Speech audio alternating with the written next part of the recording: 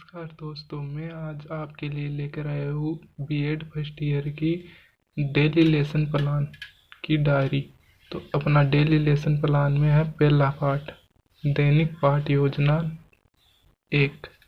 सबसे पहले विद्यालय का नाम, जिस भी विद्यालय में आपने ये इंटर्नशिप या लेसन लिए है वो, फिर कक्षा, फिर दिनांक, विषय सामाजिक अध्ययन, कालांश, प्रकरण राजस्थान एक सामान्य परिचय, और समयावधि रहेगी 30 मिनट।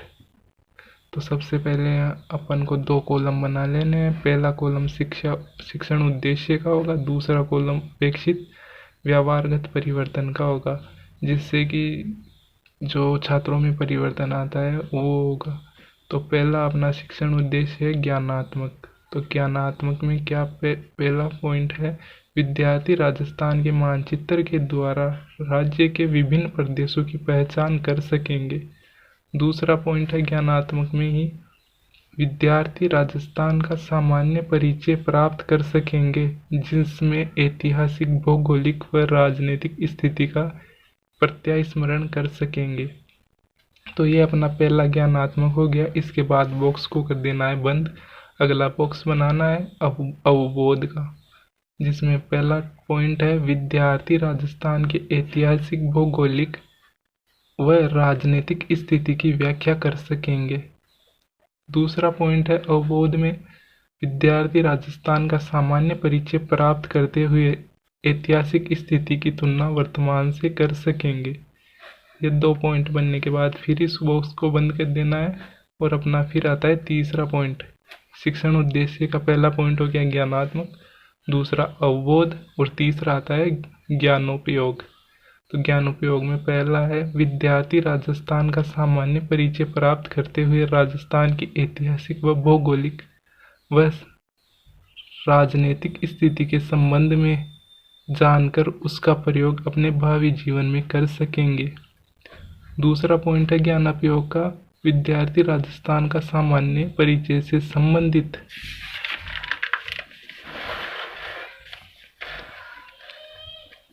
गतिविधियों का अध्ययन कर सकेंगे। फिर आता है अपना अगला शिक्षण, ये जो शिक्षण उद्देश्य था उसका अगला पॉइंट है कौशल। कौशल में पहला है विद्यार्थी राजस्थान का मानचित्र बनाने की कुशलता का विकास कर सकेंगे। दूसरा है विद्यार्थी इसे सांकेतिक रूप से प्रदर्शित कर सकेंगे। फिर आता है अपना अगला पॉइंट अभिरुचि। बॉक्स बंद करते जाना है, ये सारणी बनाना है अपने को। तो अगला 5वां पॉइंट है अभिरुचि। तो अभिरुचि में क्या है, विद्यार्थी राजस्थान का सामान्य परिचय प्राप्त करते हुए राजस्थान की ऐतिहासिक, भौगोलिक व राजनीतिक स्थिति के अध्ययन में रुचि ले सकेंगे। और अपना लास्ट टॉपिक पॉइंट है अभिवृत्ति। अभिवृत्ति में क्या, विद्यार्थी राजस्थान के ऐतिहासिक, भौगोलिक व राजनीतिक स्थिति के प्रति समीक्षात्मक दृष्टिकोण का विकास होगा। इसके बाद कर देनी है अपनी सारणी को पूरी बंद। तो ये अपनी सारणी हो गई। शिक्षण के कितने उद्देश्य, 6 उद्देश्य। पहला ज्ञानात्मक, दूसरा अवबोध, तीसरा ज्ञानोपयोग, चौथा कौशल, 5वां अभिरुचि, और 6ठा अभिवृत्ति। इसके बाद इस सारणी को बंद करने के बाद आगे लिखना है सहायक सामग्री। तो सहायक सामग्री कौन कौन सी होगी इसमें, कक्षा उपयोगी उपकरण जो कि कक्षा में उपयोग में लिए जाएंगे, लपेट फलक है, श्याम पट है, चौक, डस्टर, भारत व राजस्थान का मानचित्र। इसके बाद पूर्व ज्ञान, विद्यार्थियों को राजस्थान के सामान्य परिचय का पूर्व ज्ञान है। अब आती है प्रस्तावना। तो प्रस्तावना में अपने को फिर वही 2 पॉइंट बनाने हैं, छात्राध्यापक क्रिया का, दूसरा विद्यार्थी क्रिया का। तो ये दोनों सारणी बना के पहला क्वेश्चन है छात्राध्यापक क्रिया में, पहला क्वेश्चन होगा हम किस देश में रहते हैं।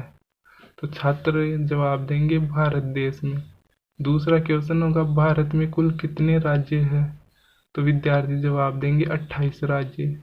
तीसरा है 28 राज्यों में से क्षेत्रफल की दृष्टि से सबसे बड़ा राज्य कौन सा है। तो विद्यार्थी जवाब देंगे राजस्थान। फिर इसी से जुड़ा हुआ अगला क्वेश्चन पूछेंगे, छात्राध्यापक या शिक्षक राजस्थान के विषय में आप क्या जानते हैं। तो इस क्वेश्चन के बाद विद्यार्थी थोड़े चुप हो जाएंगे या फिर जवाब देने में असमर्थ होंगे। तो ये हो गया अपना समस्यात्मक प्रश्न। इसके बाद ये उद्देश्य कथन है जो कि छात्राध्यापक या शिक्षक द्वारा बोला जाएगा। विद्यार्थियों, आज हम राजस्थान के सामान्य परिचय के बारे में अध्ययन करेंगे। फिर इसके बाद आता है प्रस्तुतिकरण। अब होगा प्रस्तुतिकरण में कौन कौन से होंगे। पहला है शिक्षण बिंदु, पहला कॉलम। दूसरा कॉलम छात्राध्यापक क्रिया, तीसरा कॉलम विद्यार्थी क्रिया और चौथा कॉलम श्यामपट्ट सार। तो इसमें पहला बिंदु है शिक्षण का राजस्थान की ऐतिहासिक स्थिति। तो इससे संबंधित सबसे पहले छात्राध्यापक या छात्राध्यापिका कुछ सवाल पूछेंगे, विकासात्मक प्रश्न जो कि होंगे। पहला है आप किस देश में रहते हैं। तो विद्यार्थी आप किस राज्य में रहते हैं। तो विद्यार्थी जवाब देंगे राजस्थान। दूसरा क्वेश्चन होगा राजस्थान में स्वतंत्रता पूर्व कितनी रियासतें थी। तो विद्यार्थी जवाब देंगे 19। तीसरा क्वेश्चन है 19 रियासतों तथा यहाँ की ऐतिहासिक स्थिति के विषय में आप क्या जानते हैं। तो जैसे ये क्वेश्चन पुटअप करेंगे कोई छात्राध्यापक या छात्राध्यापिका, तो विद्यार्थी क्या होंगे, निरुत्तर हो जाएंगे। इसके बाद आएगा अपना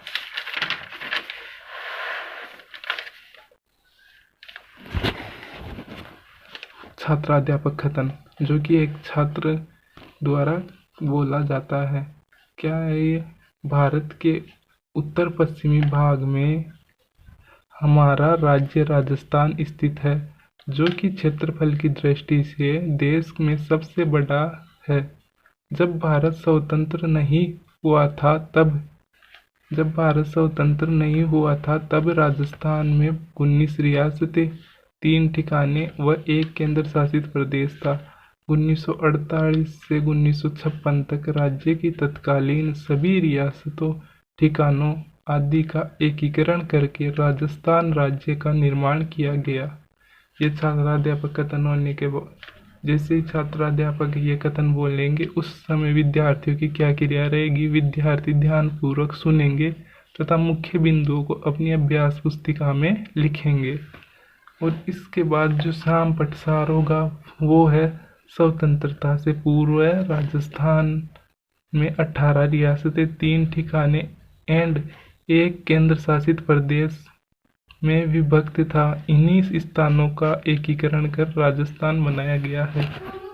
ये अपना श्यामपट्ट सार होगा। इसके बाद आता है अपना बोध प्रश्न। तो बोध प्रश्नों में अब जैसे ये छात्राध्यापक कथन बोलेंगे इसके बाद 2 बोध प्रश्न पूछे जाएंगे। जैसे कि पहला हो गया भारत में राजस्थान कहाँ स्थित है। तो ये क्वेश्चन इसी छात्राध्यापक कथन में से संबंधित होंगे। तो जैसे ये पहला प्रश्न पूछेंगे छात्राध्यापक तो विद्यार्थी जवाब देंगे उत्तर पश्चिम में। दूसरा क्वेश्चन है जब भारत स्वतंत्र नहीं था तब राजस्थान में कितनी रियासतें थी। तो छात्रों का जवाब होगा 19 रियासतें। इसके बाद अपने को कॉलम को कर देना है बंद और आता है अपना दूसरा शिक्षण बिंदु जिसका नाम है राजस्थान भौतिक स्वरूप में थार का मरुस्थल। तो इसमें विकासात्मक प्रश्न होंगे। पहला, राजस्थान के पश्चिमी भाग में किस देश की सीमा लगती है। तो छात्र विद्यार्थी जवाब देंगे पाकिस्तान की।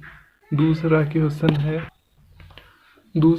है पाकिस्तान की सीमा के साथ राजस्थान के कौन से जिले लगते हैं। तो इसका उत्तर होगा छात्र जवाब देंगे श्री गंगानगर, बीकानेर, जैसलमेर और बाड़मेर। और अगला क्वेश्चन है राजस्थान के इन जिलों में कौन सा मरुस्थल स्थित है। तो जैसे ही ये क्वेश्चन पुटअप होगा तो विद्यार्थी निरुत्तर हो जाएंगे। तो इसके बाद आता है अपना छात्राध्यापक कथन। जैसे ही निरुत्तर होंगे उसके बाद छात्राध्यापक कथन आएगा। छात्राध्यापक कथन में छात्राध्यापक या छात्राध्यापिका उनसे बोलेंगे राजस्थान में पश्चिमी भाग में पाकिस्तान की सीमा से लेकर मध्य अरावली तक विशाल थार का मरुस्थल स्थित है। यह राज्य के 12 जिलों में लगभग 61% भाग पर फैला हुआ है। जहां पर राजस्थान की लगभग 40% जनसंख्या निवास करती है तथा इसका ढाल पश्चिम से पाकिस्तान की ओर है। यह पश्चिम में पाकिस्तान की ओर है। यह मरुस्थल विश्व के सभी मरुस्थलों की तुलना में अधिक जन, वन और वन्यजीव घनत्व, वर्षा, कृषि, सिंचाई के साधन में विविधता युक्त है या पाई जाती है। इस क्षेत्र में रेतीली मिट्टी एवं रेत के टीले पाए जाते हैं जो कि इसके साथ साथ अपना स्थान बदलते रहते हैं, जिसे इन टीलों को बालू का स्तूप या स्थानीय भाषा में धोरे कहते हैं। तो ये छात्राध्यापक कथन हो गया। इसके बाद छात्र क्रिया में छात्र इसको ध्यानपूर्वक सुनेंगे तथा मुख्य बिंदुओं को अपनी अभ्यास पुस्तिका में लिखेंगे। और जो श्याम पटसार होगा वो होगा राजस्थान के पश्चिमी भाग में विशाल थार का मरुस्थल स्थित है। बोध प्रश्न इसी से जुड़े रिलेटेड बोध प्रश्न, दो बोध प्रश्न होंगे। पहला बोध प्रश्न है रेत के टीलों को स्थानीय भाषा में क्या कहते हैं, तो छात्र जवाब देंगे धोरे। दूसरा क्वेश्चन है राजस्थान में कितनी प्रतिशत जनसंख्या मरुस्थल में निवास करती है, तो छात्र जवाब देंगे 40%। इसके बाद आता है अपना अगला शिक्षण बिंदु अरावली पर्वत। तो अरावली पर्वत में सबसे पहले विकासात्मक प्रश्न, पहला है राजस्थान की सबसे ऊंची पर्वत चोटी कौन सी है, तो विद्यार्थी जवाब देंगे गुरु शिखर। दूसरा क्वेश्चन है गुरु शिखर पर्वत चोटी किस पर्वत श्रेणी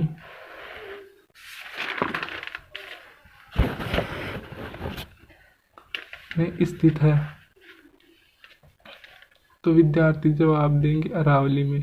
तीसरा क्वेश्चन है अरावली के बारे में आप क्या जानते हैं। जैसे एक छात्राध्यापक या छात्राध्यापिका या शिक्षक यह प्रश्न छात्रों से पूछेंगे तो छात्र निरुत्तर हो जाएंगे। तो इसके बाद छात्राध्यापक कथन बोलेगा या छात्राध्यापिका उनसे बोलेंगे या छात्राध्यापिका कथन होगा।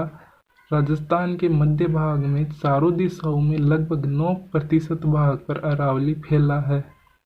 यह विश्व के सबसे प्राचीन पर्वतों में से एक है जो कि दक्षिण में गुजरात के खेड़ ब्रह्मा से दिल्ली में उत्तर तक 692 किलोमीटर लंबा है। अरावली पर्वत राजस्थान के पूर्व व पश्चिम दो भागों में विभाजित करता है, पूर्वी राजस्थान तथा पश्चिमी राजस्थान। पहला पूर्वी राजस्थान, दूसरा पश्चिमी राजस्थान। राजस्थान के खनिज संसाधन पूर्व में मरुस्थल प्रसार, नदियों का उद्गम स्थान, वर्षा में सहायक आदि होने के कारण इसे राजस्थान की जीवन रेखा कहते हैं। अरावली की सबसे ऊंची चोटी गुरु शिखर जो कि 1722 मीटर है, सिरोही में स्थित है। इसके बाद जब ये कथन छात्राध्यापक द्वारा या छात्राध्यापिका द्वारा बोला जाएगा तो उस समय छात्र क्रिया रहेगी विद्यार्थी ध्यानपूर्वक सुनेंगे तथा मुख्य बिंदुओं को अपनी अभ्यास पुस्तिका में लिखेंगे। और जो श्याम पटसार होगा वो होगा अरावली पर्वत राजस्थान के 9% भाग पर फैला है जो कि विश्व की प्राचीनतम पर्वत श्रेणी है। इसी से रिलेटेड अब दो प्रश्न छात्राध्यापक या छात्राध्यापिका द्वारा पुटअप होंगे। कौन से? पहला क्वेश्चन है राजस्थान के कितने प्रतिशत भाग पर अरावली पर्वत फैला है, तो छात्र जवाब देंगे 9% भूभाग पर। अगला क्वेश्चन पुटअप होगा अरावली पर्वत की सबसे ऊंची चोटी कौन सी है, तो छात्र जवाब देंगे गुरु शिखर। इस तरह ये अपनी सारणी हुई पूरी। इसके बाद आते इसी के मूल्यांकन प्रश्न। मूल्यांकन प्रश्न में होंगे, पहला प्रश्न है क्षेत्र की दृष्टि से भारत का सबसे बड़ा राज्य है। पहला ऑप्शन है राजस्थान, दूसरा ऑप्शन है महाराष्ट्र, तीसरा ऑप्शन है उत्तर प्रदेश, चौथा ऑप्शन है मध्य प्रदेश। तो इसमें अपने को उत्तर लगाना है। दूसरा प्रश्न है राजस्थान में डैश डैश डैश डैश जिलों में थार का मरुस्थल स्थित है, तो इसका उत्तर छात्रों को भरना है कि कितने जिलों में राजस्थान का मरुस्थल स्थित है, तो 12। तीसरा क्वेश्चन है, अरावली पर्वत श्रेणी में सबसे प्राचीन, अरावली पर्वत श्रेणी सबसे प्राचीन है, क्या यह सत्य है या असत्य? तो इसे टिक करना है। चौथा प्रश्न आता है, थार के मरुस्थल में कौन कौन से राज्य आते हैं? तो फोर्थ क्वेश्चन का उत्तर हो जाएगा कि हमने जो पीछे पढ़ाया छात्र अध्यापक ने, उसी में से ये उत्तर आएगा। पांचवा क्वेश्चन होगा, अरावली पर्वत को किन दो मुख्य भागों में बांटा गया है? इसके बाद गृह कार्य के लिए 2 क्वेश्चन दिए जाएंगे। राजस्थान में स्थित थार के मरुस्थल का वर्णन कीजिए। दूसरा है, अरावली पर्वत श्रेणी को राजस्थान की जीवन रेखा क्यों कहा जाता है, स्पष्ट करें।